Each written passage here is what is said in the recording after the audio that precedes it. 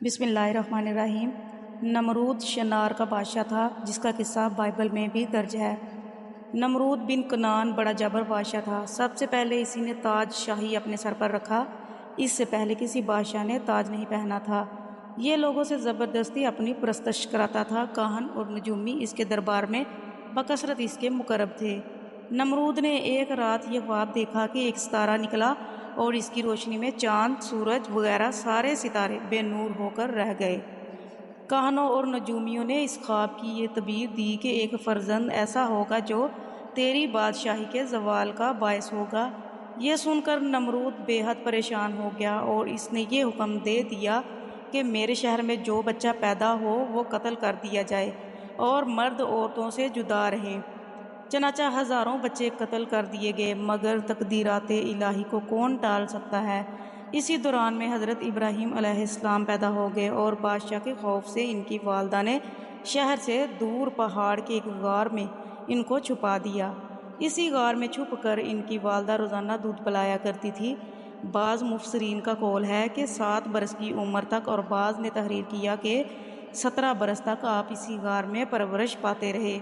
جب نمرود نے اپنی ساری قوم کے روبرو حضرت ابراہیم علیہ السلام کو آگ میں پھینک دیا تو زمین و آسمان کی تمام مخلوقات چیخیں مار مار کر بارگاہ خداوندی میں عرض کرنے لگی کہ اے خداوند، تیرے خلیل آگ میں ڈالے جا رہے ہیں اور ان کے سوا زمین میں کوئی اور انسان تیری توحید کا علمبردار اور تیرا پرستار نہیں، لہذا تو ہمیں اجازت دے کہ ہم ان کی مدد کریں۔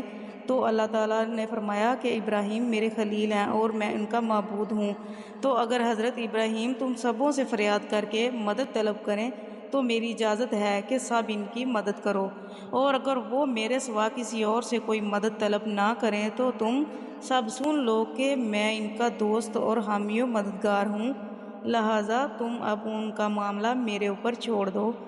اس کے بعد آپ کے پاس پانی کا فرشتہ آیا اور کہا کہ اگر آپ فرمائیں تو میں پانی برسا کر اس آگ کو بجھا دوں۔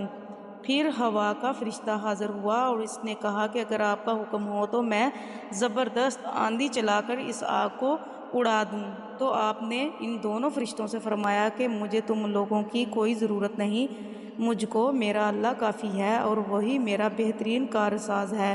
وہی جب چاہے گا اور جس طرح اس کی مرضی ہوگی میری مدد فرمائے گا۔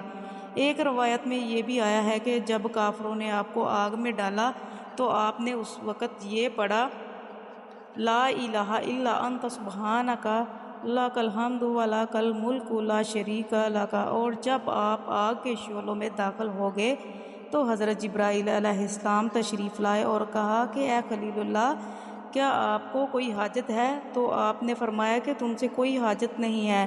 تو حضرت جبرائیل علیہ السلام نے کہا کہ پھر خدا ہی سے اپنی حاجت عرض کیجیے۔